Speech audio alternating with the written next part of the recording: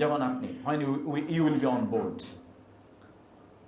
যখন আপনি সেই হারামের অভ্যন্তরে গিয়ে আপনি যখন পা ফেলবেন, একবার ভেবে দেখবেন আপনার মর্যাদার লেভেলটা কি। আপনি এমন জায়গায় যাচ্ছেন যেখানে আল্লাহ সুবহানাহু ওয়া তাআলা, আল্লাহর রাসূলগণ যেখানে ছিলেন, একজন না, starting from Adam ended with Muhammad সাল্লাল্লাহু আলাইহি ওয়াসাল্লাম, সকল নবীরা যে জায়গায় তাদের পা ফেলেছে সেই জায়গায় কিন্তু আপনার পাটা পড়বে। একটা ভেবে দেখেছেন ডিগনিটি কাকে বলে, অনার কাকে বলে, মর্যাদা কাকে বলে?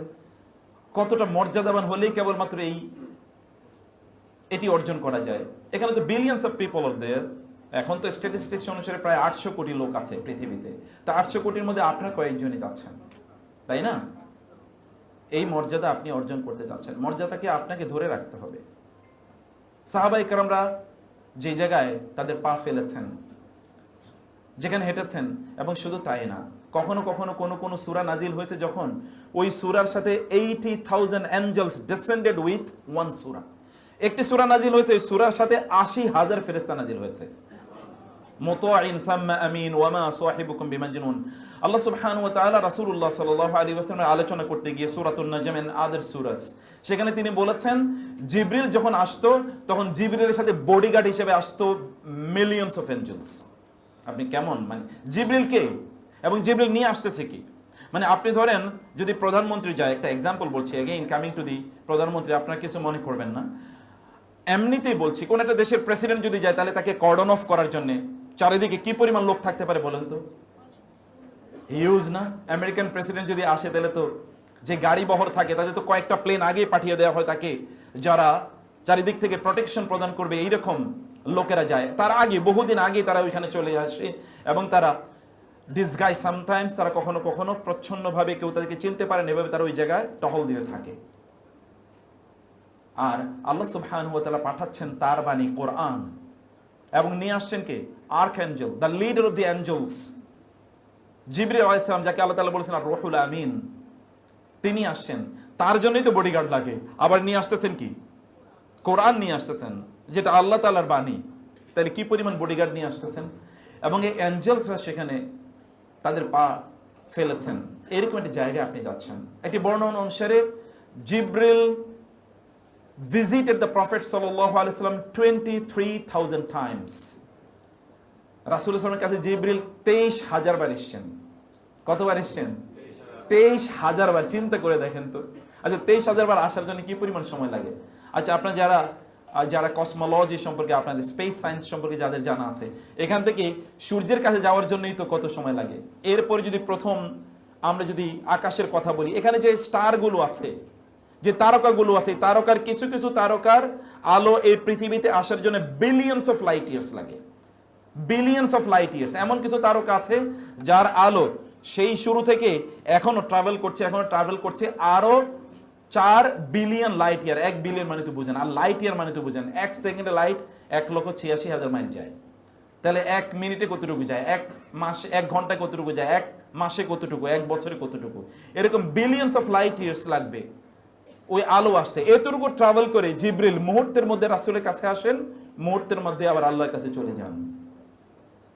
Speed of light is very less in comparison to the speed of জিবরিল। জিবরিলের গতির কাছে তো আলোর গতি কিছুই না দেখতে পাচ্ছেন। তিনি এসছেন, এরকম একটা জায়গা আপনি যাচ্ছেন। আমি কেবল হিন্স দিচ্ছি আপনাদেরকে বোঝার জন্য যে আপনারা কতটা মর্যাদাবান, এরকম একটা মর্যাদাবান অবস্থায় আপনারা যাচ্ছেন। ফলে আপনাদের প্রত্যেকটি কাজ যেন মর্যাদাপূর্ণ হয়। আল্লাহ তাআলার কাছে এটা আপনারা চাইবেন, এটা বলবেন, আল্লাহ আমি তোমার মেহমান হিসেবে যাচ্ছি, অতএব তোমার মর্যাদা যেন আমি রক্ষা করতে পারি। এটা আপনাকে করতে হয়। প্রেসিডেন্টের কাছে গেলেও কিন্তু, তার এমনকি প্রাইম মিনিস্টারের কোনো প্রোগ্রামে গেলেও কিন্তু আপনি মোবাইল টোবাইল ইত্যাদি কিন্তু রেখে যেতে, আপনারা তো জানেন জাতীয় প্রোগ্রামে গেলে মোবাইল কিন্তু নিয়ে যেতে পারেন না, অন্যান্য ডিভাইসগুলো নিয়ে যেতে পারেন না, এগুলো রেখে দিতে হয় সিকিউরিটি গার্ডে অথবা বাসায় রেখে আসতে হয়।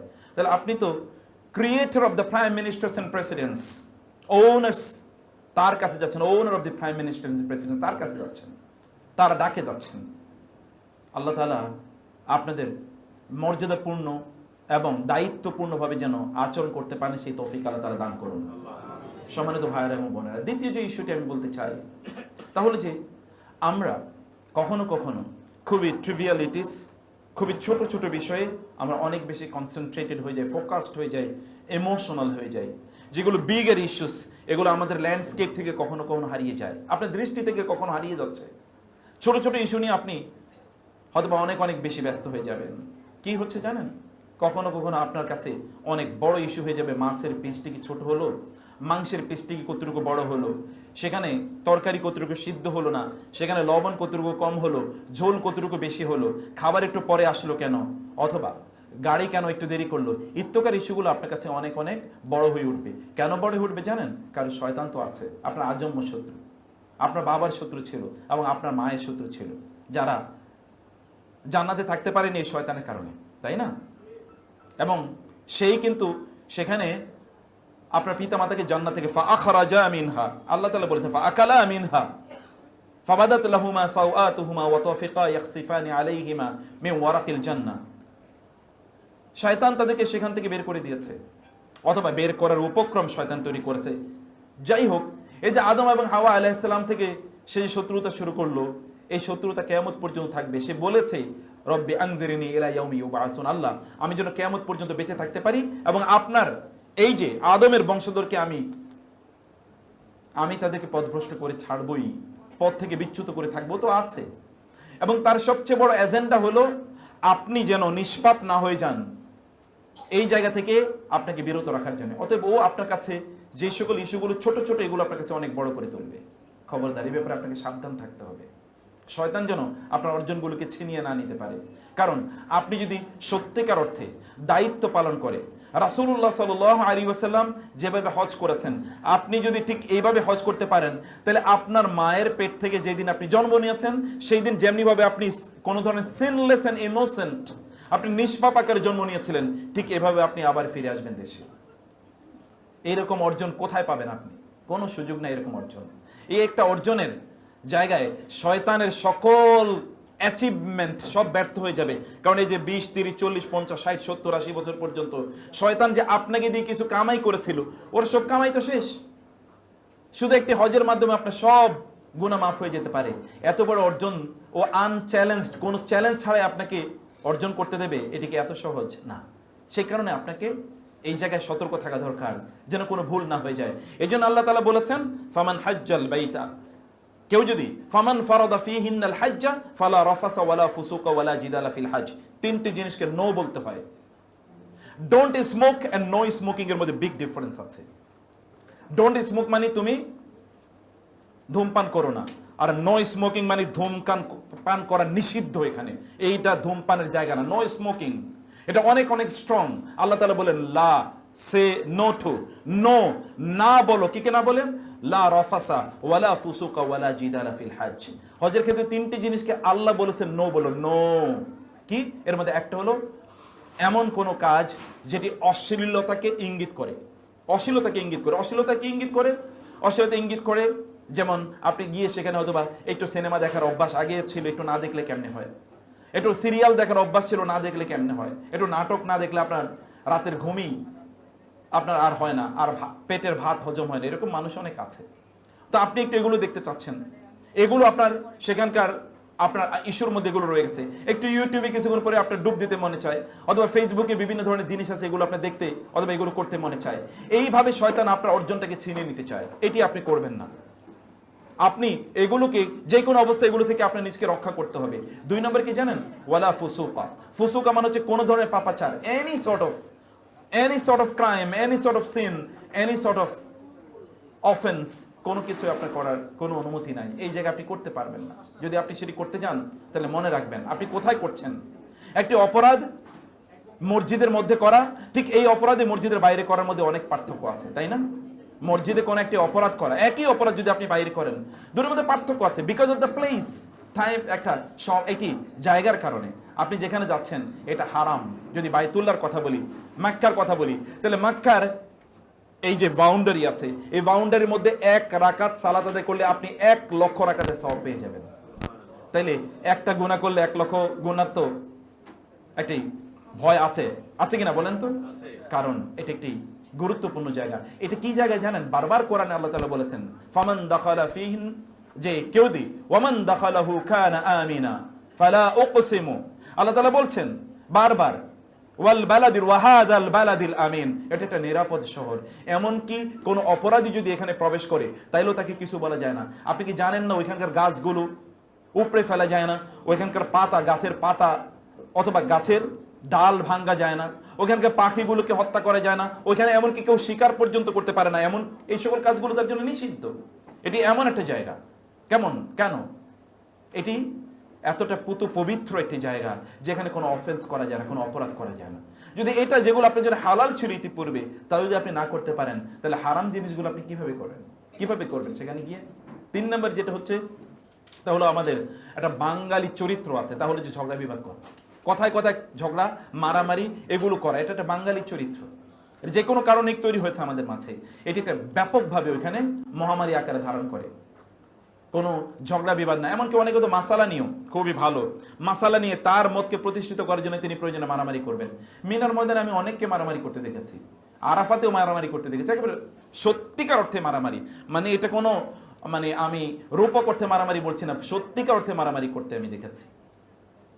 এবং ছোট ছোট ইস্যুতে যেগুলো এমনিতে আপনি সাধারণত ওভারলুক করে থাকেন। আপনি যাওয়ার আগে আপনার নিজের চিন্তাটাকে একটু পরিশুদ্ধ করে নিন। আপনি কেন হজ করতে যাচ্ছেন আমি জানি না, আপনি যদি আপনার নিজকে জিজ্ঞেস করেন তাহলে আপনি কি সিদ্ধান্ত নিতে পেরেছেন আপনি কেন হজ করতে যাচ্ছেন? আপনি সিদ্ধান্ত যদি না নিতে পারেন, যদি মনে করেন যে না যাচ্ছি আর কি, এখন আপনি বুঝতেই পারেন না কেন হজ করতে গিয়েছেন, তাহলে আমার মনে হয় আপনার নিজকে ঠিক জিজ্ঞেস করা দরকার আমি কেন যাচ্ছি। আপনার অবজেক্টিভটা, আপনার এইমটা, আপনার লক্ষ্যটা এটাকে একটু ঠিক করে নেন।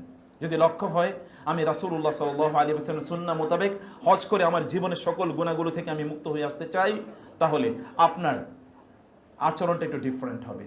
আর যদি আপনি মনে করেন আমি পিকনিকে যাচ্ছি, তাহলে তো ডিফারেন্ট ইস্যু। পিকনিকে তো আপনার কাছে অন্যান্য জিনিস বড় হবেই। আপনি যদি মনে করেন আমি একটা এক্সকারশনে যাচ্ছি, একটা ট্যুরে যাচ্ছি, তাহলে ডিফারেন্ট হবেই আপনার কাছে, তখন আপনার কাছে অন্যান্য জিনিস খুবই গুরুত্বপূর্ণ মনে হবে। আর যদি আপনি মনে করেন যে না আমি এমন একটা জায়গা যাচ্ছি যার কারণে আমার গুনাহগুলো মাফ হয়ে আমি আসতে চাই, তাহলে আপনার চিন্তা চেতনা কার্যকলাপ সব কিছু ভিন্ন হয়ে যাবে। আপনি যে হজ করতে যাচ্ছেন অন্যরাও তো হজ করতে যাচ্ছে, আপনি যে হজ করতে যাচ্ছেন অন্যান্যরাও তো হজ করতে যাচ্ছে। অতএব যারা ওইখানে যাচ্ছে তারা প্রত্যেকে কিন্তু হাজি, প্রত্যেকের মর্যাদা আল্লাহ সুবহানাহু কাছে ব্যাপক। সেজন্য অন্যের সাথে যখন আপনার আচরণ হয়, কথাবার্তা হয়, এই আচরণ এবং কথাবার্তাগুলো যেন মর্যাদাপূর্ণ হয়। বিশ্বাস করুন আমাদের চরিত্র হচ্ছে আমরা কেবল অন্যের সেবা পাওয়ার জন্য খুবই উদ্গ্রীব থাকি, কিন্তু আপনি যে হাজি আপনি কি কারো সেবা করার প্রয়োজন নাই? আছে কিনা বলেন তো? আপনার পাশে যারা আছে তাদের একটু সেবা করুন না। হজের মধ্যে গিয়েও একেবারে সেলফ সেন্ট্রিক সেলফিশ আচরণ করবেন না প্লিজ।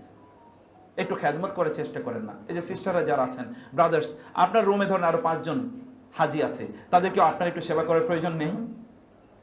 আপনার সেবা করার প্রয়োজন আছে কিনা? অবশ্যই আছে। আপনি যদি আল্লাহকে সন্তুষ্ট করতে চান তাহলে আপনি আল্লাহর সৃষ্টিকে সেবা করুন। আর রাহিমুনা ইয়ারহামুহুমুর রহমান, যারা আল্লাহর সৃষ্টির সেবা করে আল্লাহ তাআলা তাদের পক্ষে থাকেন। আপনি যদি অন্যের প্রতি অনুগ্রহ করেন আল্লাহ তাআলা আপনার প্রতি অনুগ্রহ করবেন। এই জন্যে হাজিদের একটু সেবা করবেন। এই সেবা করতে গিয়ে নিজকে প্রায়োরিটি দেবেন না, তাকে প্রায়োরিটি দেন। আপনি যদি আপনার ভাইকে প্রায়োরিটি দেন আল্লাহ সুবহানাহু ওয়া তাআলা আপনাকে প্রায়োরিটি দেবেন। আপনি যদি চান আপনার কাজগুলো সহজ হয়ে যাক তাহলে অন্যের জন্য সহজ করে নিন। যদি আপনি চান আপনার ইবাদতগুলো কবুল হোক তাহলে অন্যের ইবাদতগুলো করার জন্য তার জন্য একটু সাহায্য করুন। যদি চান আপনার দোয়া কবুল হয়ে যাক তাহলে অন্যের জন্য দোয়া করুন। আপনার জন্য কোনো দোয়া করা লাগবে না, কিচ্ছু বলা লাগবে না। আপনি কেবল বলেন আল্লাহ আমার ভাইয়ের হজটা তুমি কবুল করে নিও, আল্লাহ আমার বোনের সিস্টারের হজটা তুমি কবুল করে নিও। আল্লাহ তাআলা বলবেন পেছনে, আপনার পেছনে দাঁড়িয়ে থাকবে একজন ফেরেশতা এবং ফেরেশতা বলবে হে আল্লাহ এই ব্যক্তি যেহেতু তার ভাই এবং বোনের জন্য অন্য হাজিদের জন্য দোয়া করেছে, আল্লাহ এই দোয়াটি তুমি এই ব্যক্তির জন্য কবুল করে নাও। এই কথা বলবে ফেরেশতা। আর ফেরেশতা যদি কথা বলে তাহলে তো guaranteed to be accepted, granted by Allah. আল্লাহ তাআলা এটা কবুল করে নেবেন। আপনার অন্তরটাকে উদার করে দিন, আপনার অন্তরটাকে উন্মুক্ত করে দিন, অন্যদেরকে ভালোবাসুন। আল্লাহু ফি আউনিল আবদি মা কানাল আবদু ফি আউনি আখিহি। যখন আপনি কারো সাহায্য করবেন আল্লাহ তাআলা ফেরেশতা পাঠিয়ে দেবেন আপনার সাহায্য করার জন্য। যদি আপনি অন্য কাউকে সাহায্য করেন আল্লাহ ফেরেশতা পাঠিয়ে দেবেন আপনার সাহায্য করার জন্য। আল্লাহ সুবহানাহু ওয়া তাআলা কিভাবে আপনাকে সাহায্য করবেন আপনি কখনো জানেনও না। আপনি কাউকে সাহায্য করবেন টয়লেটে কেউ যাওয়ার জন্য, আপনি তাকে একটু প্রেফারেন্স দিয়ে দেবেন। আল্লাহ তাআলা এমন একটা ব্যবস্থা করে দেবেন যখন আপনার টয়লেটে যাওয়ার প্রয়োজন হবে তখন দেখবেন কেউ এখানে নাই, একেবারে রাস্তা উন্মুক্ত আপনার জন্য। Allah can do it, he can do it and he does it. তিনি এটা মানুষের জন্য করেন, কিন্তু আপনাকে ওই লেভেলে, ওই মর্যাদায়, ওইরকম একটা ডিগনিফাইড পজিশনে আপনাকে নিয়ে যেতে হবে। শুধুমাত্র প্রেফারেন্স প্রদান করার মাধ্যমে। ওয়ুসিরুনা আলা আনফুসিহিম ওয়ালাউ কানা বিহিম খাসাসা। আল্লাহ তাআলা সাহাবায়ে কেরামদের ব্যাপারে বলেছেন যে আল্লাহ তাআলা তাদেরকে কি মর্যাদা, তারা অন্যদিকে প্রাধান্য দেওয়ার কারণে আল্লাহ তাআলা তাদেরকে কি মর্যাদা প্রদান করেছেন। আমি এই জন্য বলছি বোনেরা এবং ভাইয়েরা, আপনি একটু করুন না, আপনি যখন আসবেন, আপনি একটু বাসা রুমে যখন আসবেন, একটু জমজমের পানি, একটা আমি 2-4টা এক্সাম্পল শুধু বলছি, একটু জমজমের পানি কয়েকটা বোতল নিয়ে আসেন না, এসে একটু সার্ভ করেন না, যে আপনার রুমে অন্য সিস্টাররা আছে, বোনেরা আছে, তাই একটু সার্ভ করেন না, কেবল আলমারির মধ্যে বাংলাদেশের মতো। আমি দেখেছি ইউনিভার্সিটি বা হলগুলোতে দেখেছি আমার ফ্রেন্ডরা যারা, ওরা খাবার নিয়ে এসে এদের পরে তালাবদ্ধ করে রাখতো, কেউ যেন না দেখে, আর অন্যরা যখন থাকবে না তখন দরজাটা বন্ধ করে করে একটু খায়। এটা কেমন mentality? Share your food with others, share your joys with others, share your happiness with others. অন্যের সাথে আপনার জয়গুলো, আপনার আনন্দগুলো শেয়ার করেন না, and your everyday will be happy day. আপনি প্রতিদিন দেখবেন একটা আনন্দের দিন। একা বাঁচার মধ্যে, একা খাওয়ার মধ্যে কোনো কল্যাণ নাই। একটু যখন নিয়ে আসবেন, অন্যদেরকে একটু শেয়ার করেন, একটু ফুডটা একটু শেয়ার করেন, একটু বেশি নিয়ে আসেন, একটু কলা একটু বেশি নিয়ে আসেন, তাদেরকে একটু দেন না, দেন, একটা পিস দেন, অথবা কেটে কেটে উভয় খেয়ে দেখেন। রাসূলুল্লাহ সাল্লাল্লাহু আলাইহি ওয়াসাল্লামের কাছে সাহাবায়ে কেরাম আসলেন এবং বলেন, ইয়া রাসূলুল্লাহ, নাকুল ওয়ালা নাশবাউ, we eat but don't feel satisfied. আমরা খাই কিন্তু কেমন যেন তৃপ্তি লাগে না। তিনি বলেন, লাআল্লাকুম তাকুলুনা মুতাফাররিকিন, হতে পারে তোমরা আলাদা আলাদা খাও। বলে, হ্যাঁ তাই তো করি। তিনি বলেন, তোমরা একসাথে এখন খাও। সাহাবায়ে কেরাম বললেন, আমরা একসাথে খাচ্ছি, এখন আমাদের তৃপ্তির কোনো অভাব নাই। পরিতৃপ্তি কাকে বলে? We eat but we are never content. আমরা খাই কিন্তু কোনো পরিতৃপ্তি নাই।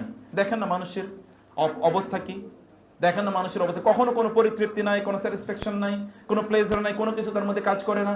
একটাই মাত্র কারণ হচ্ছে তিনি অন্যের সাথে শেয়ারিং করা এটা বুঝেনি না। শেয়ারিং করুন, শেয়ারিং ইজ কেয়ারিং। আপনি শেয়ার করছেন মানে আপনি তাকে কেয়ার করছেন।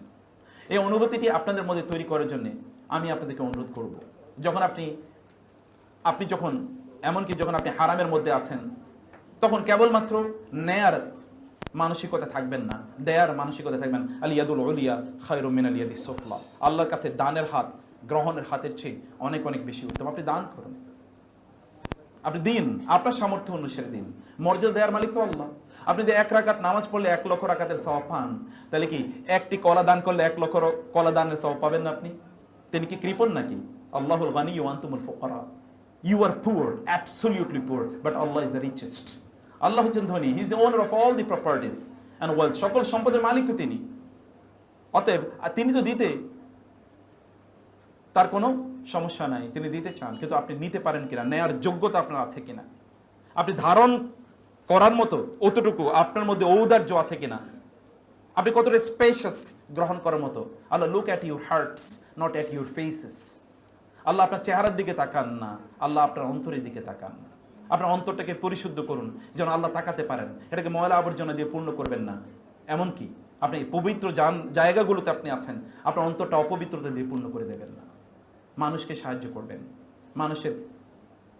মানুষকে প্রেফার করবেন, তাকে আপনি প্রাধান্য প্রদান করবেন, তাহলে আল্লাহর কাছে আপনি প্রাধান্য পাবেন। আপনার হজ কবুল হয়ে যাবে, এমনিতে কবুল হয়ে যেতে পারে। আব্দুল ইবনে মোবারকের কথা আপনারা জানেন। আব্দুল ইবনে মোবারক তিনি হজ করতে যাবেন, তিনি শুনলেন যে কোনো একজন নারী কাঁদছে, বিধবা একজন নারী। তিনি যারা তার সঙ্গী ছিল তাকে বলে, তোমরা যাও। কেন আপনি যাবেন না? হি ওয়াজ দ্য লিডার এবং সেই যুগের সবচেয়ে বড় আলেম। বলে, না আমি যাবো না, আমার একটু ব্যস্ততা তৈরি হয়েছে। তিনি তার অর্থগুলো দান করে দেন ওই যে একজন বৃদ্ধা নারীকে। বৃদ্ধা নারী কেন? বৃদ্ধা নারী এই জন্যে কারণ বৃদ্ধা মানে বিধবা নারী, তার সন্তানকে তিনি বাঁচতে পারছিলেন না, কষ্ট আছে। Long story short, making long story short, আমি ছোট্ট করে বলছি।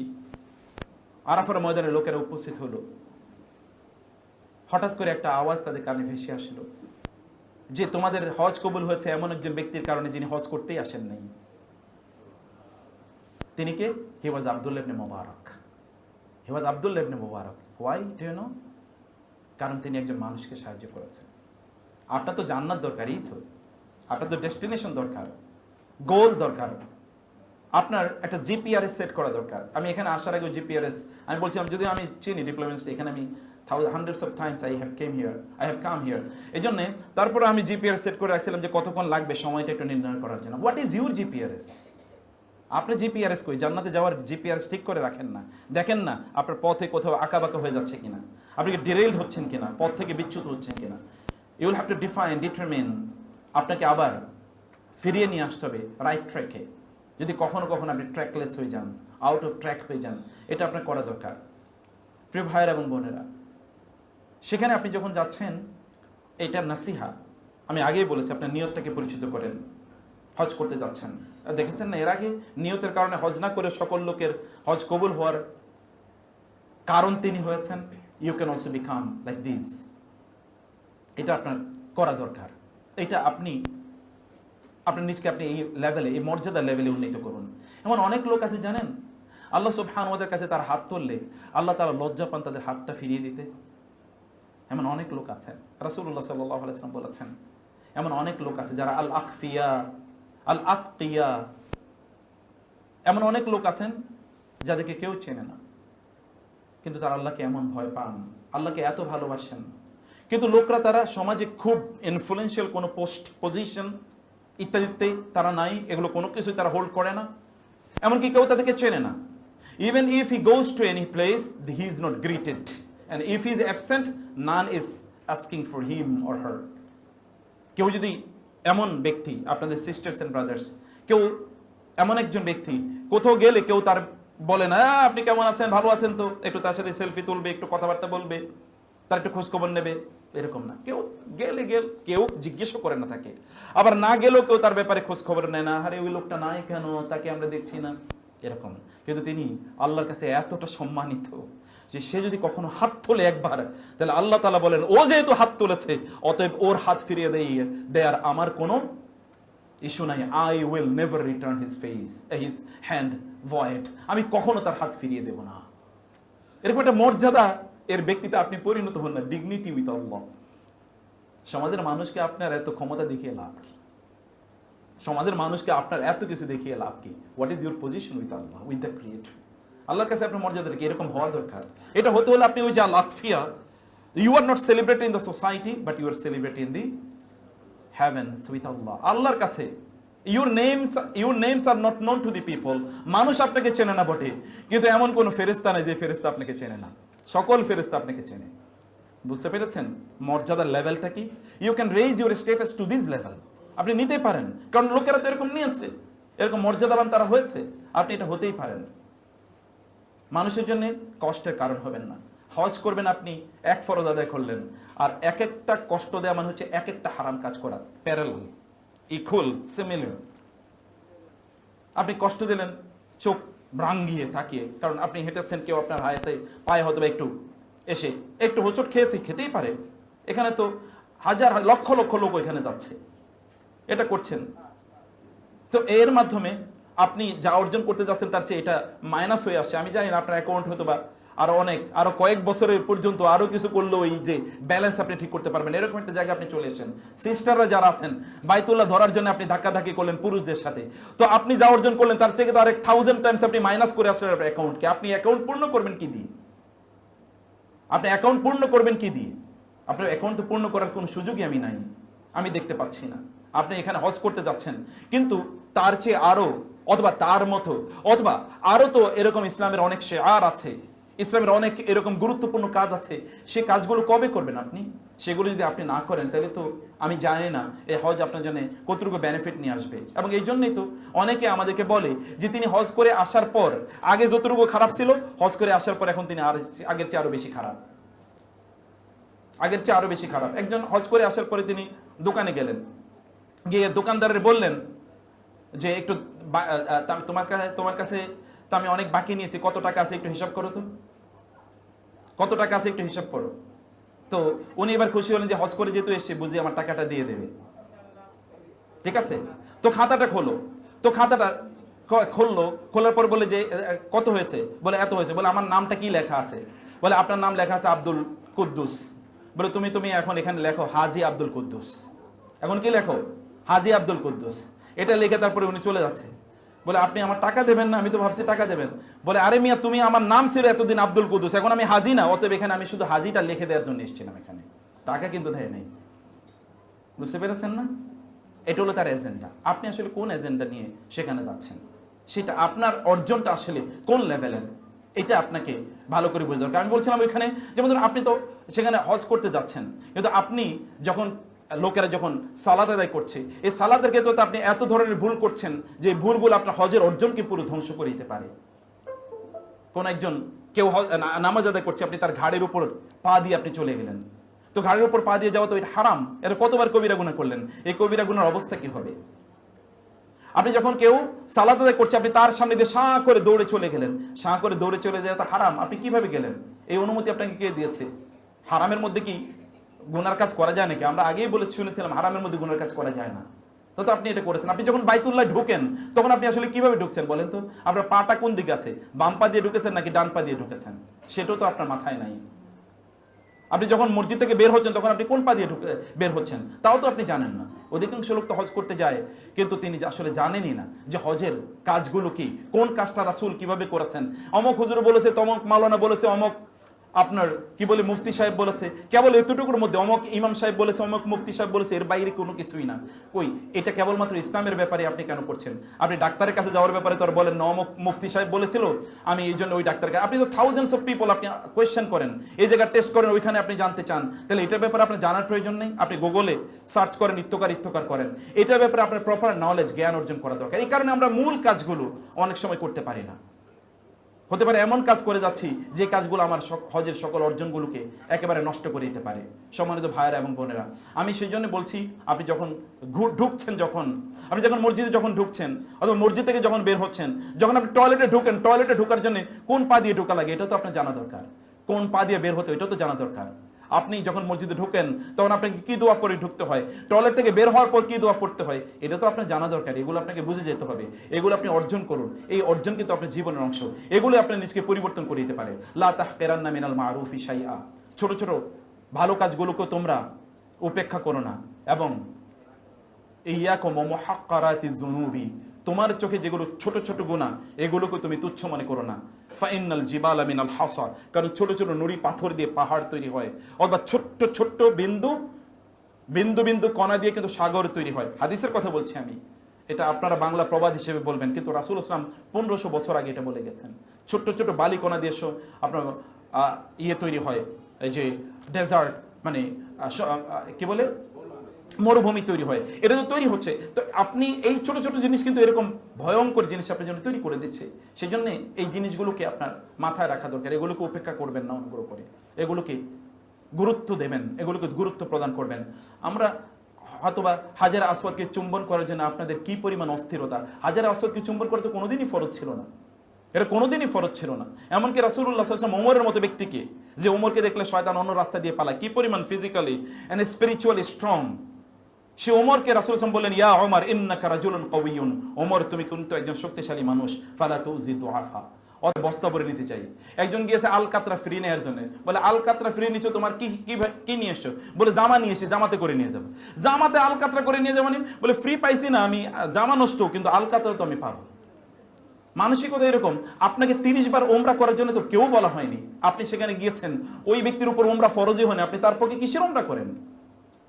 আপনার মায়ের জন্য, বাবার জন্য, দাদির জন্য ওমরা করলেন, কই মায়ের জন্য, দাদার জন্য, দাদির জন্য ওমরা না করে ওমরা করার জন্য যে টাকাগুলো একবারে ওমরা করতে গেলে যে টাকা, এগুলো দান সাদাকা করে দেন না, তাও আর দেবেন না, সেখানে আর কোনো আলোচনা নাই। না সেটা তো করা যায় না। আপনার কাজ হচ্ছে তাদের জন্য দোয়া করা, সেখানে যান, বারবার দোয়া করেন, বারবার মসজিদে আয়েশা থেকে এসে অনেকে সেখান থেকে ওমরা করার জন্য চেষ্টা করবেন, এত কিছু। অথবা ব্রাদাররাও সেখানে যাবেন, মসজিদে আয়েশা থেকে আয়েশা রাদিয়াল্লাহু তাআলা ওমরা করতে গিয়েছেন, কারণটা কি? কারণটা হচ্ছে আয়েশা রাদিয়াল্লাহু একটা সিচুয়েশনে ছিলেন, এন্ড সিস্টার্সরা এটা ভালো জানেন, ব্রাদার্সরা যারা already they are married, you know it, that the sisters undergo different situations in their life, a monthly and postnatal, বিশেষ করে মান্থলি একটা সাইকেলে তাদেরকে থাকতে হয়, and a monthly cycle they cannot, তারা নামাজ পড়তে পারে না, কোরআন তেলাওয়াত করতে পারে না। আর নামাজ এবং তাওয়াফ হচ্ছে কি ইকুয়াল, নামাজ এবং তাওয়াফ, নামাজটা কি বাইতুল্লাহর চারপাশে তাওয়াফ করাটা হলো নামাজের রিপ্লেসমেন্ট, আর নামাজের অল্টারনেটিভ। তো আপনি সেখানে এই জন্য করতে পারছেন না, আয়েশা রাদিয়াল্লাহু তো করতে পারেন না, তিনি কাঁদলেন, তিনি বলেন অন্যান্য সাহাবীরা এবং আপনার অন্যান্য স্ত্রীরা সবাই করেছে, আমি করতে পারলাম না। রাসূল সাল্লাল্লাহু আলাইহি ওয়াসাল্লাম তার জন্য কেন একটা অল্টারনেটিভ দিলেন, ঠিক আছে আপনি মসজিদে আয়েশা, মানে ওই জায়গা থেকে, এবং এর কারণে এটার নাম মসজিদে আয়েশা হয়েছে, ওইখান থেকে এসে আপনি আরেকটা ওমরা করেন। তিনি তার স্ত্রীকে বলেছেন, it was a different situation, if you undergo this situation, তাহলে আপনি এটা করতে পারেন। আমি জানি না ব্রাদারদের কি মান্থলি সাইকেল হয় নাকি কারো? হ্যাঁ, বুঝতে পারেন না হয়তো অনেকে, ঠিক আছে। আচ্ছা, যদি না হয় তাহলে ব্রাদার্সরা ওইখানে গিয়ে কেন ওমরা করার প্রয়োজন হচ্ছে? আপনার তো এটা করার প্রয়োজন নেই। আপনি যান সেখানে, এটা একটা দোয়া কবুলের একটা জায়গা। There are many places where your দোয়াস and prayers are guaranteed to be accepted. এমন অনেক জায়গা আছে যেখানে আপনার দোয়া কবুল হয়ে যায়। আপনি ওখানে দোয়া করেন না কেন? আপনার হাত কি আল্লাহর সামনে তুলতে মনে চায় না? You are so much arrogant. আপনি এতটা অহংকারী, উদ্ধত যে আপনার আল্লাহর সামনে আপনি হাতটা তুলতে পারেন না।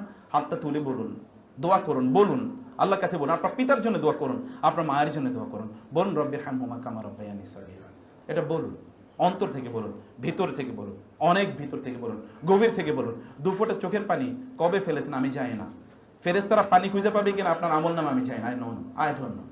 যে ফেরেশতারা আমল নামে সিনেমা, বাংলা আমাদের সিস্টারদের কথা বলছে, সরি, আমাদের বোনেরা তো বাংলা সিনেমা দেখলে কাঁদতে কাঁদতে অস্থির, কিন্তু আল্লাহর কাছে কাঁদার জন্যে just preserve some drops of water for your Lord. আল্লাহর জন্য কিছু চোখের পানি রেখে দেন, এগুলো ফেলবেন ওইখানে গিয়ে। এটা তৈরি করেন, ডেভেলপ দিস ক্যারেক্টার। এই চরিত্রটা নিজের মধ্যে তৈরি করা দরকার। ওইখানে গিয়ে দোয়া করেন, সেজদার মধ্যে লুটিয়ে পড়ে দোয়া করেন না, সেজদার মধ্যে লুটিয়ে পড়ে দোয়া করবেন। এই কাজগুলো ওইখানে আমাদের জন্য একটা বড় ধরনের মিসিং পয়েন্ট। বিশেষ করে আরাফা, মুজদালিফা এবং মিনায়, বিশেষ করে মিনায় এবং আরাফাতে, এগুলো তো বাংলাদেশিদের জন্য এটা একটা চ্যাটিং প্লেস। মানে ওইখানে কে কত গল্প করতে পারে, এবং গল্পের ধারা কি জানেন? অমক মিনিস্টারের সাথে আমার পরিচয়, অমক মন্ত্রীর সাথে তো প্রতিদিনই আমি আড্ডা দিই, তমকের ছেলে তো আমার ঘরে প্রতিদিনই আসে চা খায়, ইত্যাদি হলো তার আড্ডার ইস্যু। আমার ছেলে মেয়ে তো সব ইউরোপ আমেরিকাতে বসবাস করে, ইত্তকার এগুলো ছাড়ার কোনো আলোচনার ইস্যুই নাই। Believe me, I have seen it and I witnessed it. এটা আমার একেবারে, যারা আপনার গিয়েছেন আপনার নিজেরা জানেন, এটাই একমাত্র আলোচনার বিষয়। অথচ ওইখানে নাকি শয়তানের পাথর মারা হয়। আমি দেখি পুরো শয়তানি ওইখানে থাকে। মানে পরিস্থিতিটা এইরকম, মানে পরিস্থিতিটা এরকম। আপনি সত্যিকার অর্থে আপনার নিজের কি করবেন এটার জন্য এজেন্ডা তৈরি করে নিয়ে যান। কারণ হতে পারে যে আপনি আর কখনো যেতে পারবেন না। আলী বানাতের নাম শুনেছেন আপনারা?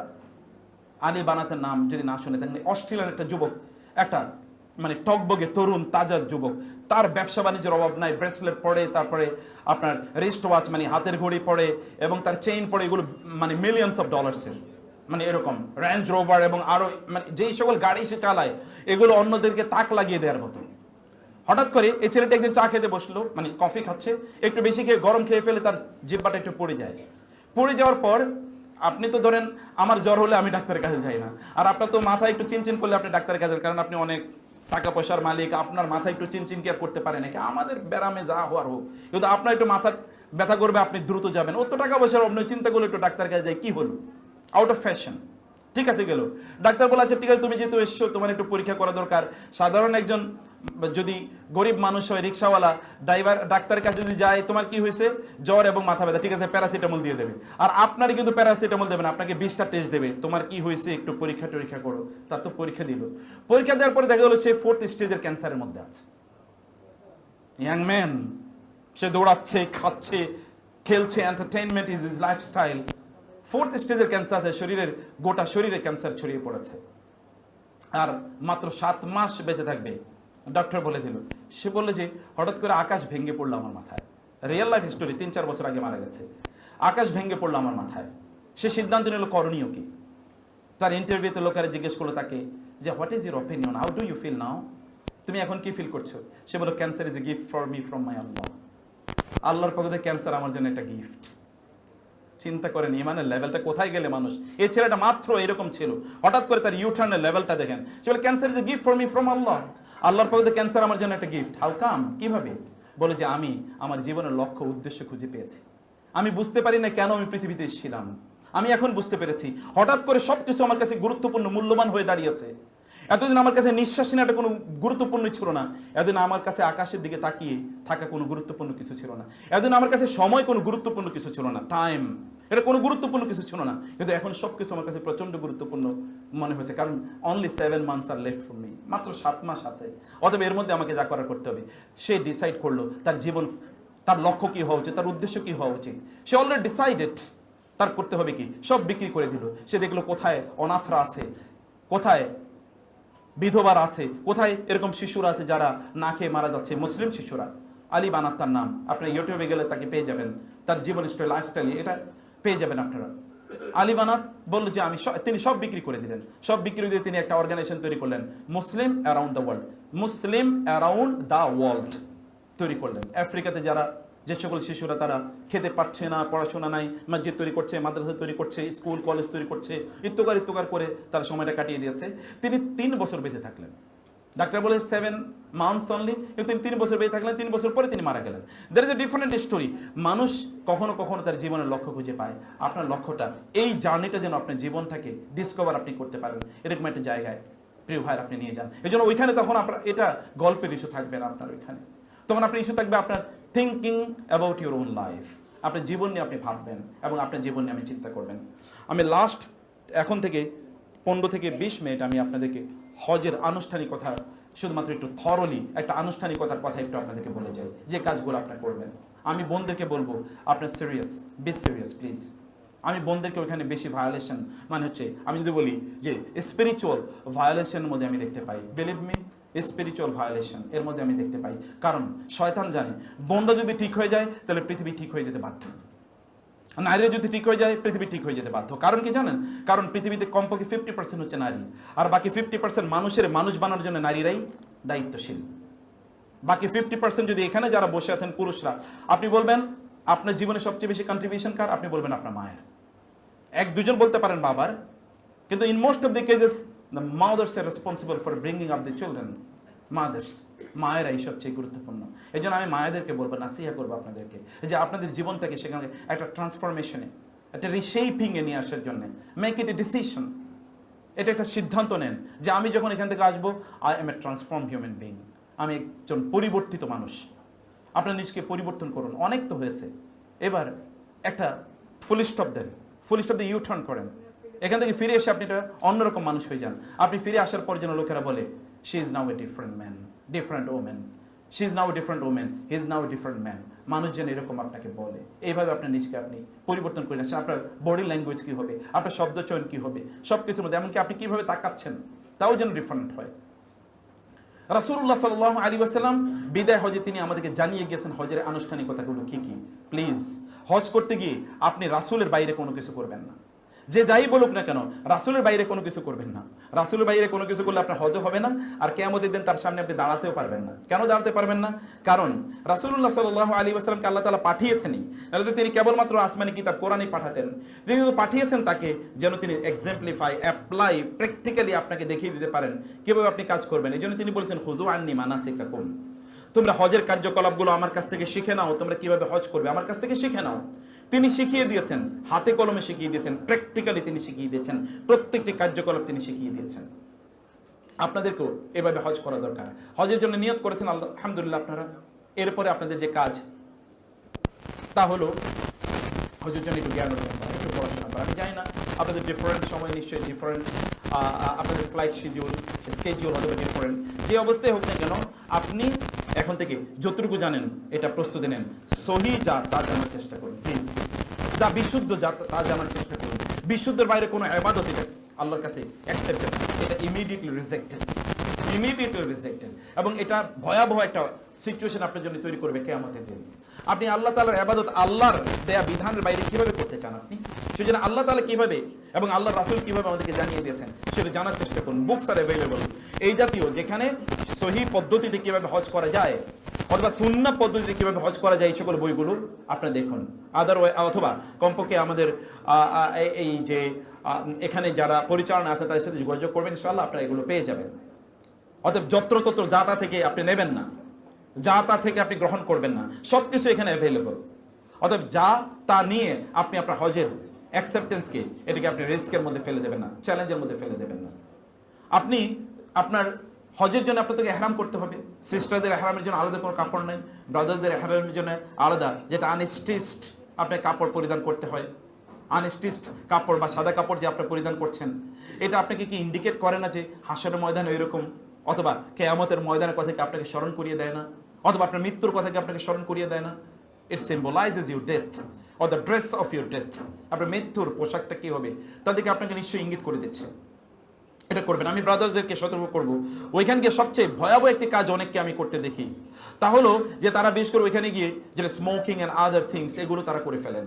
আবার সিস্টাররা এমন একটা লিস্ট নিয়ে যান, আনএন্ডিং লিস্ট। এমনিই তো বোনদের আপনার কেনাকাটার একটা এক ধরনের স্প্রি থাকে, মানে এক ধরনের মানে কিনতে হবে প্রচুর। এখন অমুকের জন্য 10 আপনার কি বলে ওই যে 10 ভরি স্বর্ণ, তমকের জন্য 15 ভরি স্বর্ণ, অমুকের জন্য এটা, তোমাকে লিস্ট আর শেষ হয় না। এবং লিস্ট শেষ হয় না কেন শেষ হয় না? এরপরে যখন এয়ারপোর্টে আসে, এয়ারপোর্টে আসার পরে এখন দেখা গেল যে কি ওয়েট বেশি।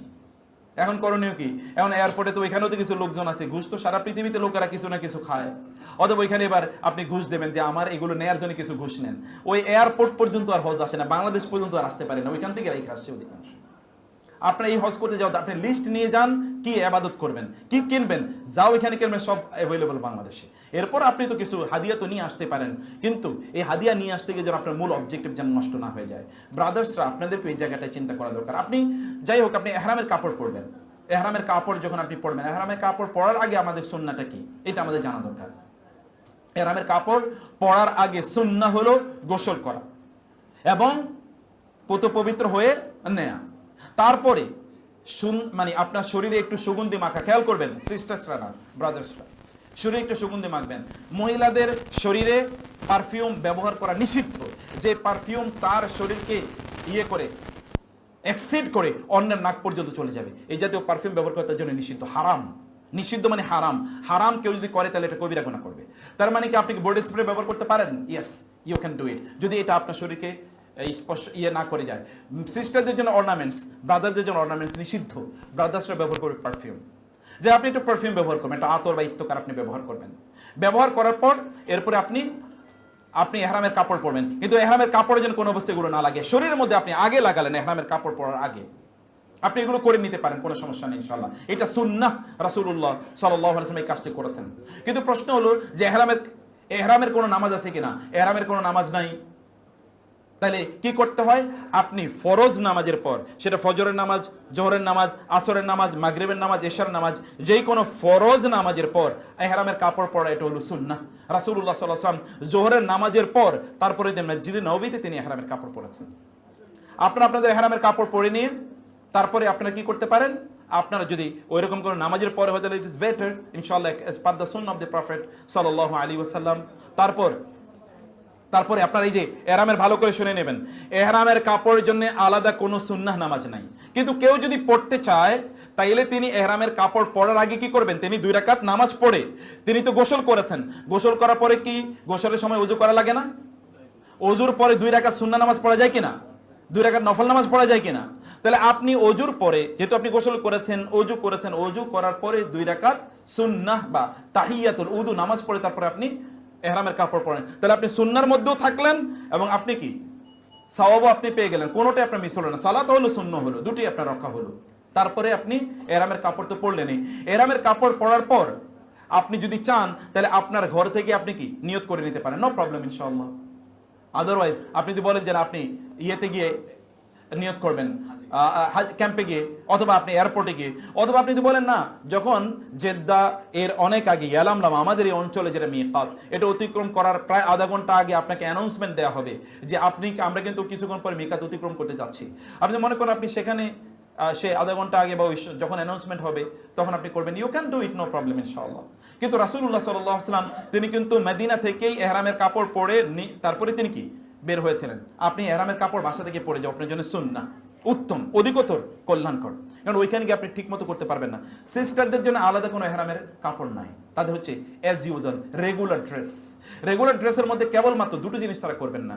একটা হচ্ছে তাদের কি করবেন না, তাদের মুখটা তারা নেকাব দিয়ে বেঁধে দেবেন না, নেকাব দিয়ে, ভালো করে শুনুন, নেকাব দিয়ে বেঁধে দেবেন না, কিন্তু উপরে কাপড় আলাদা, কি কাপড়টা এরকম মানে আপনার ঝুলিয়ে দেয়, এটা তাদের জন্য জায়েজ। নেকাব মানে হচ্ছে এরকম একেবারে বেঁধে কানের সাথে, গলার সাথে, বা এই যে কি বলে এটাকে, এই যে ঘাড়ের সাথে এরকম বেঁধে রাখা, মুখের সাথে বেঁধে রাখা, এইটা কেবলমাত্র করবেন, যেটাকে নেকাব বলা হয়।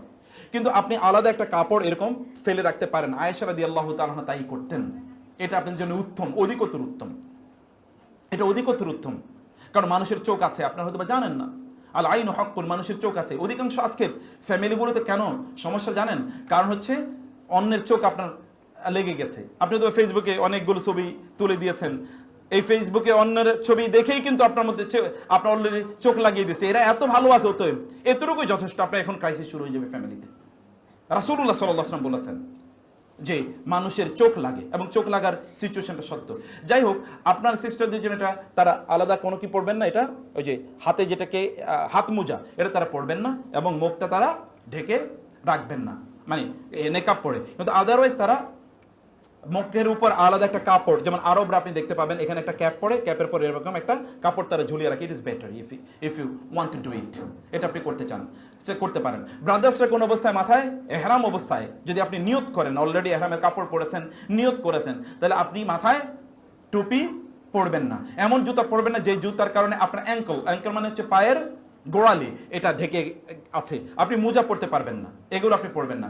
আপনি আন্ডার ড্রেস নামে যেগুলো পরিচিত, এগুলো কোনো কিছু আপনি পরতে পারবেন, কারণ আনস্টিচড দুটো ক্লথে কেবলমাত্র আপনি পরবেন। এখানে আপনি নিয়ত করতে পারেন, এই অবস্থায় এহরামের কাপড় পরার পর আপনি নিয়ত করলেন লাব্বাইক আল্লাহুম্মা উমরাতান লা রিয়া ফিহা ওয়ালা সুমআতান, এটা আপনি বলবেন, অন্য কোনো নিয়ত নাই। নিয়ত শুধুমাত্র এতটুকু যতটুকু আল্লাহ রাসূল বলেছেন, লাব্বাইক আল্লাহুম্মা উমরাতান, হে আল্লাহ আমি তোমার কাছে ওমরার জন্য নিয়ত করলাম। কেন ওমরার জন্য নিয়ত? কারণ আপনি হজ্জে তামাত্তু করতে যাচ্ছেন, আপনি আগে ওমরা করবেন, এরপরে হালাল হয়ে গিয়ে আপনি তারপরে কি করবেন? হজ করবেন। এই জন্য আপনি আগে ওমরার নিয়ত করেছেন। ওমরার নিয়ত কতটুকু? লাব্বাইক আল্লাহুম্মা উমরাতান লা রিয়া ফিহা ওয়ালা সুমআতান, অথবা শুধু লাব্বাইক আল্লাহুম্মা উমরাতান। বুঝতে পেরেছেন কি বলবেন আপনারা? লাব্বাইক আল্লাহুম্মা উমরাতান, এতটুকুই শুধু। আল্লাহুম্মা ইন্নী উরিদুল হজ্জা ফায়াসসিরহু লি, এই ওয়াতাকাব্বালহু মিন্নি, এরকম বলার কোনো প্রয়োজন নেই, কারণ রাসূলুল্লাহ সাল্লাল্লাহু আলাইহি ওয়াসাল্লাম এরকম বলেননি। এটা বলার কোনো প্রয়োজন নেই, আপনি শুধু অতটুকুই বলেন, ব্যাস এনাফ ইনশাআল্লাহ। এরপরে তো আপনি যদি এখান থেকেই ইহরামের নিয়ত করেন, আর যদি কেউ নিয়ত করতে চান আপনি হজ ক্যাম্পে গিয়ে অথবা ইয়ে থেকে এয়ারপোর্ট থেকে, তাহলে আপনি তখনই আপনি এই নিয়তটা করে তারপরে আপনি আগাবেন। এরপর থেকে আপনার কাজ কি? What is your slogan? আপনার স্লোগান কি? আপনার স্লোগান হলো মুখটাকে যত বেশি বন্ধ করে রাখতে পারেন, সুপার গ্লু। বুঝেন নাই? একদল লোকের মুখে মনে হচ্ছে যেন সুপার গ্লু দিছে, এর আগে বক বক করতে করতে শেষ, একবার এহরামের কাপড় পরার পর এরপরে সুপার গ্লু মুখে, আর কিচ্ছু নাই। অথচ এরপরেই তার মুখটা খোলার কথা ছিল, কি বলে? লাব্বাইক আল্লাহুম্মা লাব্বাইক, লাব্বাইক লা শারীকা লাকা লাব্বাইক। এক মুহূর্তের জন্য রাসূল সাল্লাল্লাহু আলাইহি ওয়াসাল্লাম থামেন নাই, এক মুহূর্তের জন্য থামেন নাই, কিন্তু আপনার মুখটা যে কে যেন সিলগালা করে দিয়েছে, আর কোনো কথাবার্তা নেই। এবং অধিকাংশ বলার পরও কোনো লোক তার এই তালবিয়া পড়ে না। এই তালবিয়া আপনাকে পড়তে হবে, লাব্বাইক আল্লাহুম্মা লাব্বাইক। আপনি বলতে থাকুন লাব্বাইক আল্লাহুম্মা লাব্বাইক, লাব্বাইক লা শারীকা লাকা লাব্বাইক, ইন্নাল হামদা ওয়ান নি'মাতা লাকা ওয়াল মুলক লা শারীকা লাক। এটা বলুন। সিস্টাররাও এটা বলবেন, সিস্টাররা এটাকে মনে মনে বলবেন, একটু এমন সুরে বলবেন যেন আপনার কানে পর্যন্ত এসে এটা লাগে, এভাবে আপনি বলুন। একেবারে চুপ করে থাকবেন না, একেবারে চুপ করে থাকার মধ্যে এর মধ্যে কোনো কল্যাণ নাই, এর মধ্যে কোনো বুজুর্গি নাই। এটা আপনি বলার চেষ্টা করবেন এবং আপনার গোটা সফরটা জুড়ে কখনো লাব্বাইক আল্লাহুম্মা লাব্বাইক, কখনো কি লা ইলাহা ইল্লাল্লাহু ওয়াহদাহু লা শারীকা লাহু, অথবা আল্লাহু আকবার কাবীরা ওয়ালহামদুলিল্লাহি কাসীরা ওয়া সুবহানাল্লাহি বুকরাতাও ওয়া আসীলা, এটি আপনি বলবেন। আপনি তো গিয়ে এয়ারপোর্টে উঠলেন, আপনি তারপরে প্লেনে উঠলেন, এই সকল জায়গাগুলোতে যে দোয়াগুলো আছে, দোয়াগুলো আপনাদের পড়া দরকার। কি? সুবহানাল্লাযী সাখখারা লানা হাযা ওয়া মা কুন্না লাহু মুকরিনিন ওয়া ইন্না ইলা রাব্বিনা লামুন কলিবুন। দেখেন, এগুলো তো রেগুলার দোয়া মুসলমানদের। দোয়া তো হিসনুন হাসিনুন, দোয়া হচ্ছে মূলত প্রোটেকশন। দোয়া হচ্ছে মূলত প্রোটেকশন। যত ধরনের বিপদ আপদ আছে, সকল বিপদ আপদ থেকে আপনাকে মুক্তি প্রদান করে মূলত দোয়া। এই দোয়াগুলো মুখস্থ করেন, অথবা বই আছে, এই বইগুলো দেখেন, যে বইগুলোতে এই পদ্ধতি, সহি পদ্ধতিগুলো আছে। দোয়া পড়ুন, গাড়িতে ওঠার দোয়া, প্লেনে ওঠার দোয়া, এই সকল দোয়া পড়ুন। এরপরে এয়ারপোর্টে যাবেন, এরপরে জেদ্দায় নামবেন, তারপরে সেখান থেকে আপনারা বাইতুল্লাহর দিকে যাবেন। কিন্তু কখনোই আপনার তালবিয়াটাকে আপনি বন্ধ করে দেবেন না, প্লিজ। এটা আপনার স্লোগান। আপনি আপনার রবের কাছে যাচ্ছেন, আপনি বলছেন আই এম প্রেজেন্ট হিয়ার, আল্লাহ আমি তোমার ডাকে সাড়া দিয়ে এখানে উপস্থিত হয়েছি। এটা তো বলা, এটা তো সাবমিশন, এটা সারেন্ডার, আল্লাহর কাছে আত্মসমর্পণ। বাইতুল্লাহর কাছে যখন যাবেন তখনই আপনি কি, বাইতুল্লাহ যখনই দেখবেন তখনই কি তালবিয়া পড়া বন্ধ। বুঝতে পেরেছেন? বাইতুল্লাহ দেখেছেন তো তালবিয়া পড়া বন্ধ। তারপরে বাইতুল্লাহতে ঢোকার আগে আপনারা যদি সম্ভব হয়, যদি আপনাদেরকে এই ফ্যাসিলিটি যদি দেওয়া সম্ভব হয়, তাহলে আপনারা আপনাদের হোটেলে যান, হোটেলে গিয়ে একটু পরিষ্কার পরিচ্ছন্ন হয়ে নেন, একটু জামা কাপড় একটু চেঞ্জ করে নেন, জামা কাপড় যে এহরামের কাপড়টা একটু চেঞ্জ করে নেন। সিস্টারদের তো রেগুলার কাপড়ই, আপনার জামা কাপড়টা আপনি চেঞ্জ করে নিতে পারেন। কীভাবে? কারণ প্রত্যেকে সম্ভব হলে দুটো এহরামের সেট নিয়ে যাবেন এবং এই সেট পরিবর্তন করে একটা সেট পড়বেন। অনেকে এহরামের কাপড় পরিবর্তন করা যায় না। কে ফতোয়া দিল আপনাকে এহরামের কাপড় পরিবর্তন করা যায় না? আপনি পরিবর্তন করতে পারেন। মধ্যখানে আপনি কোনো স্টিচ মানে সেলাইওয়ালা কোনো জামা কাপড় পরবেন না। এরকমও করবেন না কখনো যে আপনি ওয়াশরুমে গিয়েছেন গোসল করার জন্য, এরপরে কি করলেন, একটা লুঙ্গি পরে অথবা কি ওই যে গামছা পরে এরপরে বের হলেন বা তোয়ালে পরে বের হলেন, নো নেভার। আপনি যে এহরামের কাপড়টা নিয়েছেন ওই এহরামের কাপড়টা নিয়ে টয়লেটে যান, ওইটাই ধুয়ে দেন, ধুয়ে ওইখানে টয়লেটে ওইখানে ঝুলিয়ে দেন প্রয়োজনে, কারণ ওইখানকার বাতাসগুলো শুষ্ক হওয়ার কারণে টয়লেটের মধ্যে রাখলেও আপনি 1 ঘন্টা পরে দেখবেন সব শুকিয়ে গেছে। বুঝতে পেরেছেন?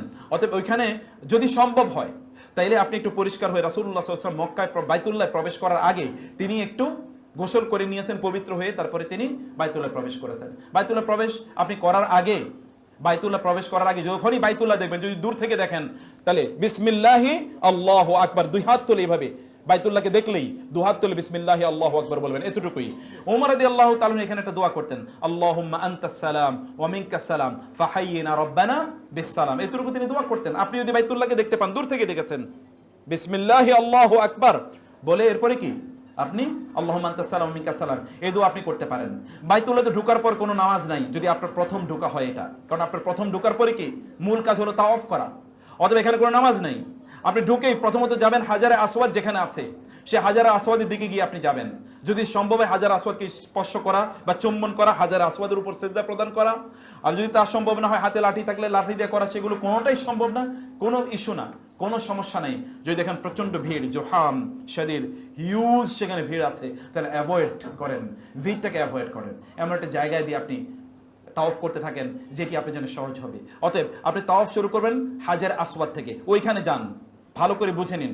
হাজার আসওয়াদের কাছে গিয়ে আপনি হাজার আসওয়াদের, এখন তো এখানে সবুজ সিগন্যাল দেওয়া আছে, ওই সবুজ যে লাইট দেওয়া আছে ওই লাইটের কাছ থেকে আপনি শুরু করবেন। কিন্তু আপনি তো যেহেতু হাজার আসওয়াদকে স্পর্শ করতে পারেন নাই, তাহলে আপনি কি করবেন? অধিকাংশ অবস্থান হচ্ছে রাসূল যা করেছেন অথবা যা বলেছেন তার বাইরে করবে। এইভাবে 2 হাত তুলে বলার কিছু নাই, কেবল 1 হাত তুলে বলবেন বিসমিল্লাহি আল্লাহু আকবার। বুঝতে পেরেছেন? এর আগে বাইতুল্লাহ দেখার সময় আপনি বিসমিল্লাহি আল্লাহু আকবার 2 হাত তুলেছেন, এখন আপনি হাজার আসওয়াদ দেখার পরে কেবলমাত্র, যেহেতু আপনি স্পর্শ করতে পারছেন না, সিজদা দিতে পারছেন না, ওইখানে আপনি দূর থেকে 1 হাত তুলে বিসমিল্লাহি আল্লাহু আকবার 1 হাত তুলে কেবলমাত্র, এরপর আপনি তাওয়াফ করা শুরু করে দেবেন। তাওয়াফ করার সময় কোনো বই দেখে দেখে পড়ার কিচ্ছু নেই। আপনি কি বাংলা জানেন না? আপনি কি জানেন না আপনার রবের কাছে আপনার কি চাওয়া দরকার? এটাও কি অন্য কাউকে বলে দেওয়া দরকার আছে যে বাবা তোমার মায়ের জন্য, তোমার বাপের জন্য, তোমার দাদা দাদির জন্য, নানা নানির জন্য, তোমার স্ত্রীর জন্য, তোমার স্বামীর জন্য একটু দোয়া করে, এটা কি বলে দেওয়ার প্রয়োজন আছে? No need. আপনার যা মনে আসে, আপনার রবের কাছে কি কিচ্ছু চাইতে মনে চায় না আপনার? আপনি তাকে আত্মসমর্পণ করতে মনে চায় না? আপনি যে ব্রোকেন ল্যাঙ্গুয়েজে যদি কথা বলেন, এটা আপনার রব অনেক বেশি পছন্দ করে। মায়েরা তো জানে, যেই বাচ্চাটা, যে ছেলেটি কথা বলতে জানে না সুন্দর করে, ও অতটা দেখতে অতটা স্মার্ট না, বেশি ইনকাম করে না, অসুস্থ থাকে, কথাবার্তা ভালো করে বোঝে না, খাবার দাবার খুব ভালো পায় না, ওই সন্তানটার জন্য মা বেশি কাঁদে। ওই সন্তানটার চেয়ে যে অনেক দেখতে শুনতে খুব ইমপ্রেসিভ, টাকা পয়সা অনেক ইনকাম করে, মারে টাকা পয়সা দেয়, ওর কথা মা হয়তো বা মনেও করে না। কিন্তু মা কাকে বেশি স্মরণ করে, মা কর কথা বেশি বলে বেশি বেশি কাঁদে, তা হচ্ছে ওই বাচ্চাটার, আরে আমার এই সন্তানটা খুবই অসহায়, এ কথা বলে বেশি বেশি কাঁদে। আপনি তো অসহায় থাকেন, আপনার রব আপনার কথা বেশি বেশি শুনবেন। মায়ের চেয়ে তো হাজার, কোন তুলনা নাই, তুলনা নাই, এমন আপনার রব আপনাকে ভালোবাসেন। ব্রোকেন ল্যাঙ্গুয়েজ, আপনি স্মার্ট না, কথাবার্তা যা মনে চায় বলেন না, বলতে থাকেন, আপনার রব দেখুক যে আপনি কিছু জানেন না, বলতে পারেন না, তারপর আপনি বলছেন। আপনার রবকে আপনি show him how much you love him, আপনি তাকে দেখান আপনি তাকে কতটুকু ভালোবাসেন। যা মনে চায় তা বলতে থাকুন, কিন্তু কেবল দুনিয়া বললেন না, দুনিয়ার সাথে কি আখিরাত। রব্বানা আতিনা ফিদ দুনিয়া হাসানা ওয়া ফিল আখিরাতি হাসানা। তাওয়াফের এতটুকু থেকে এই দোয়া, অতটুকু থেকে এই দোয়া, এতটুকু এই দোয়া, এই জাতীয় কোনো বই পড়লে ছুঁড়ে ফেলে দিন। এই সকল বইগুলো সবই হচ্ছে কি, এগুলো বিভিন্ন ধরনের দুর্বল বর্ণনা দ্বারা এগুলো প্রতিষ্ঠিত। কেবলমাত্র রাসূলুল্লাহ সাল্লাল্লাহু আলাইহি সাল্লাম রুকনে ইয়ামানি এবং হাজারে আসওয়াদের মধ্যখানে একটা দোয়া করতেন। জানেন সেই দোয়াটা কি? রব্বানা আতিনা ফিদ দুনিয়া হাসানা ওয়া ফিল আখিরাতি হাসানা ওয়া কিনা আযাবান নার। শুধু এতটুকু দোয়া, এতটুকুই নির্দিষ্ট। আর অন্য জায়গায় আপনার যা মনে চায় আপনি তা দোয়া করবেন। ব্রাদার্সদের কথা বলি, ব্রাদার্স একটা বড় ধরনের ভুল করে থাকেন। আপনি যখন এর আগ থেকে অনেকে কি করেছেন, তারা যখনই তারা এহরামের কাপড় পরেন, বাসা থেকেই ডান কাটটা কি তারা খুলে যান। এটা নিষিদ্ধ। ডান কাটটা কেবল কখন খুলবেন কেউ বলতে পারেন? কে বলবেন ডান কাটটা ব্রাদার্সরা কখন খুলবে? কেবল এক্স্যাক্টলি যখন তাওয়াফ করার জন্য হাজারে আসওয়াদে গিয়ে দাঁড়াবে, যখন তাওয়াফ করার জন্য ওইখানে যাবে হাজারে আসওয়াদের ওইখানে, তখন কেবলমাত্র এটা কি খুলে দেবে। এবং এই 7 চক্কর যখন শেষ, তখন আবার এটা কি আবার ঢেকে দেবে। এখন আপনি এটা কেবলমাত্র একবার, আর কখনো না, কেবলমাত্র একবার আর কখনো না, এটা তখন আপনি কি এটা ঢেকে রাখবেন এটা আপনি খুলে রাখবেন। এই ডান কাঁধটি, এই ডান কাঁধের কাপড়টা এভাবে বাম কাঁধের উপর উঠিয়ে দেবেন।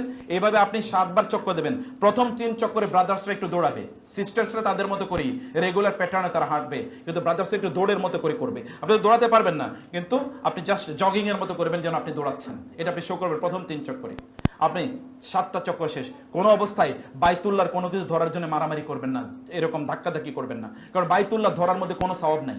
যদি সওয়াব থাকতো তাহলে আবু জাহেলরা সবচেয়ে বেশি সওয়াব পাইতো, কারণ বাইতুল্লাহর কাছে এরকম ঘেঁষা দিয়ে তারা বসে থাকতো, হেলান দিয়ে তারা বসে থাকতো সারাদিন রাত, তারা তো অনেক সওয়াবের মালিক হয়ে যেত।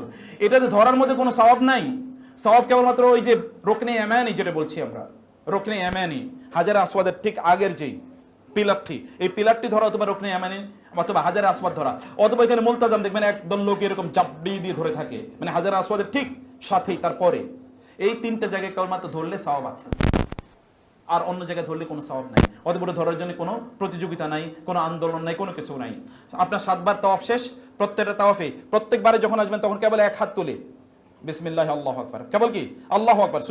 প্রত্যেকবার যখন আপনারা এখানে আসবেন কেবল কি করবেন, আল্লাহু আকবার। এই 7 বার চক্করে যখন হাজারে আসওয়াদে আসবেন শুধু এতটুকুই, 2 হাত না, কেবল 1 হাত। আবার অনেকে কি করে, এটা দিয়ে তারপর আবার চুমু দেয়। চুমু দেয় তো বাঙালির একটা অভ্যাস, সব কিছুর মধ্যে চুমু দেয়। এটাতে ওই যে কবরস্থানে গিয়েও চুমু দেয়, মাজারে গিয়েও চুমু দেয়, সব জায়গায়। এটা তো চুমু দেওয়ার ইস্যু না। আপনার হাত ওইখানে কেবল স্পর্শ করলে আপনি চুমু দিতে পারতেন, আদারওয়াইজ না। আপনি কিসের উপর চুমু দিচ্ছেন? এর মধ্যে কোনো কল্যাণ নাই, বরং এটা সুন্নাহ বিরোধী একটি কাজ, করবেন না এগুলো। এরপর নিশ্চয়ই এটা রেকর্ড পেয়ে যাবেন, আপনি এগুলো শোনার চেষ্টা করবেন। আমি most probably I am taking much longer time, ঠিক আছে? আমি আর শেষ করেছি খুবই দ্রুত ইনশাআল্লাহ। একটু আপনাদেরকে কাজগুলো বলে দিই যেন আপনাদের সুন্নাহ মোতাবেক আপনার কাজটা করতে পারেন। তারপরে যেটি আপনাদের কাজ, আপনাদের 7 চক্কর শেষ। কয়বার চক্কর দেওয়ার কথা ছিল আপনাদের? 7 বার। 7 বার চক্কর আপনার দেওয়া শেষ হয়ে গেল। এরপরে আপনার কাজ কি বলেন তো? এরপরে সাই করার আগে আরো 2টা কাজ রয়ে গেছে। এর মধ্যে একটা কাজ হচ্ছে কি, মাকামে ইব্রাহিমে 2 রাকাত নামাজ পড়া। মাকামে ইব্রাহিমে কোথায় আপনি নামাজ পড়বেন? মাকামে ইব্রাহিম, ওয়াত্তাখিযু মিন মাকামি ইব্রাহিম, কোরআনে মিন আছে, যারা অ্যারাবিক ল্যাঙ্গুয়েজ জানেন তারা জানেন। মিন মানে হচ্ছে মাকামে ইব্রাহিমের যেই কোনো জায়গায় আপনি সালাত আদায় করবেন। এখন আপনি মাকামে ইব্রাহিমের গা ঘেঁষে নামাজ আদায় করতে চাচ্ছেন, পুলিশ এসে আপনাকে ধাক্কাচ্ছে, সাধারণ লোকেরা তারা কি তাওয়াফ যারা করতে চাচ্ছে তারা তাওয়াফ করতে পারছে না, অন্যান্য লোকেরা আপনার ঘাড়ের উপর দিয়ে যাচ্ছে, এটা কি? এটা আপনি ব্যারিয়ার তৈরি করছেন, আপনি অন্যায় করছেন। আপনি নামাজ পড়ছেন ওয়াজিব, কিন্তু কাজ করতেছেন হারাম সবগুলো। বুঝতে পেরেছেন মুরব্বীরা, সিস্টাররা?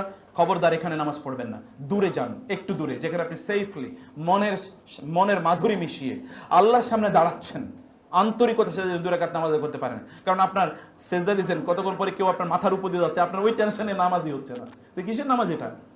এটা কিসের নামাজ? এই নামাজ আপনি পড়বেন না।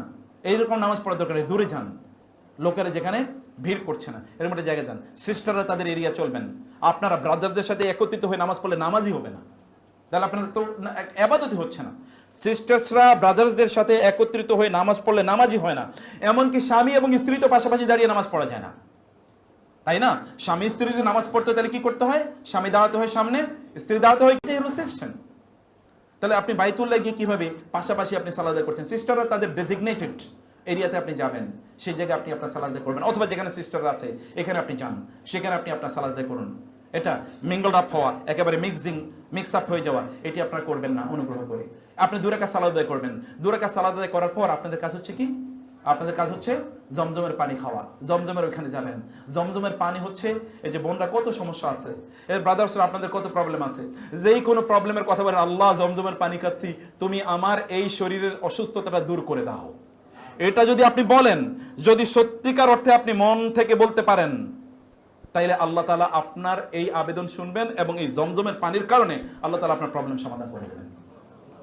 আপনি বলতে পারবেন এটা আপনার ইস্যু, আপনি ওদেরকে অ্যাচিভ করতে পারবেন, দ্যাট ইজ ইউর ইস্যু, যে আপনার ইমানের লেভেলটা ওই পর্যায়ে আপনি নিতে পেরেছেন কিনা। সেখানে পানি খাবেন, পানি কি করবেন? হাত মুখ ধোবেন। অনেকে প্রশ্ন করে যে জমজমের পানি দিয়ে গোসল করা যাবে কেন? গোসল করা যাবে না কেন?